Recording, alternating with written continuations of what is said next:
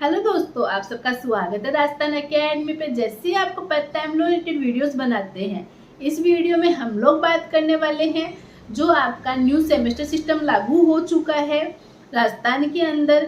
आपको लो करने के लिए 3 ईयर लो के लिए आपके राजस्थान में जो सेमेस्टर सिस्टम आ चुका है, उसके बाद आपके लिए बेस्ट बुक्स कौन रहेगी पढ़ने के लिए। इसी के साथ कुछ लॉज चेंज हो चुके हैं, तो उन चेंज के बाद में आपके सिलेबस में भी चेंजेस आए हैं। तो आपके लिए बेस्ट बुक कौन सी है पढ़ने के लिए, तो उसके अंदर हम लोग आज डिटेल वीडियो में बात करने वाले हैं। देखिए, हम लोग सब्जेक्ट वाइज बात करेंगे कि कौन से सब्जेक्ट के लिए कौन सी बुक बेस्ट रहेगी।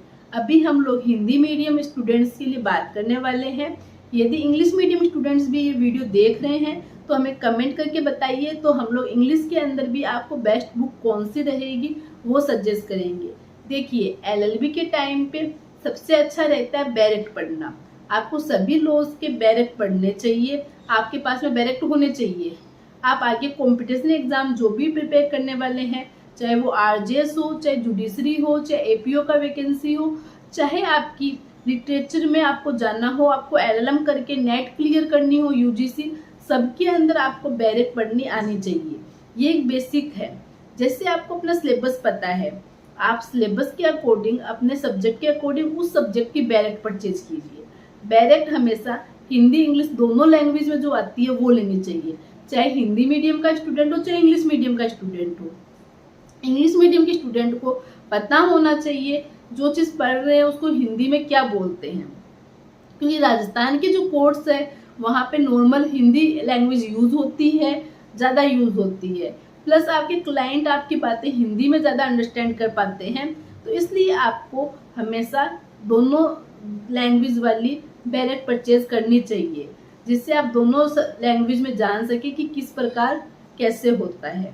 और हिंदी मीडियम के स्टूडेंट है तो उनको तो बहुत ज़रूरी है, क्योंकि जोधपुर और जयपुर हाई कोर्ट जो होते हैं उनके जो जजमेंट्स होते हैं वो सब इंग्लिश के अंदर आते हैं और वहाँ पे इंग्लिश लैंग्वेज यूज होती है। तो आपको पता होना चाहिए कि इंग्लिश में पर्टिकुलर उस चीज़ को क्या बोलते हैं।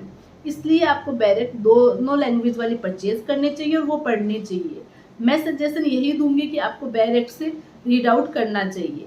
बट आपका जो एग्ज़ाम है उसके अंदर आपको आंसर्स लिखने होते हैं, आंसर ड्राफ्ट करने होते हैं, तो अब वो आप बैरेक्ट से अच्छे से नहीं समझ पाते। जहाँ आपको बैरेक्ट की लैंग्वेज टफ लगती है, आप उस चीज़ को अंडरस्टैंड नहीं कर पाते हैं, वहाँ आपको बुक लेनी चाहिए और बुक से उस चीज़ को पढ़ना चाहिए, उसको समझना चाहिए। क्योंकि बुक में अपने लेखक ने अपने एग्जाम्पल दिए हुए होते हैं, उनसे आपको उस कंडीशन को, उस सिचुएशन को समझने में ईजी रहता है।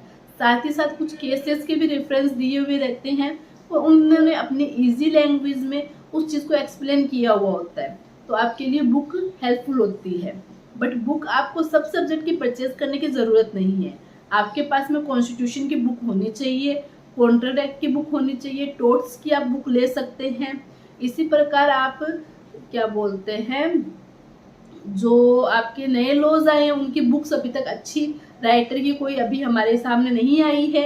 2-3 बुक आई है बट हम लोग उसको पढ़ रहे हैं। यदि हमें पढ़ने में वो ओके लगे तो हम लोग आपको ज़रूर सजेस्ट करेंगे, आपको बताएंगे।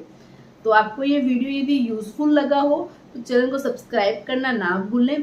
Thank you for watching. इसके अलावा कोई और अपडेट्स चाहिए तो वो भी आप हमसे कमेंट करके प्राप्त कर सकते हैं।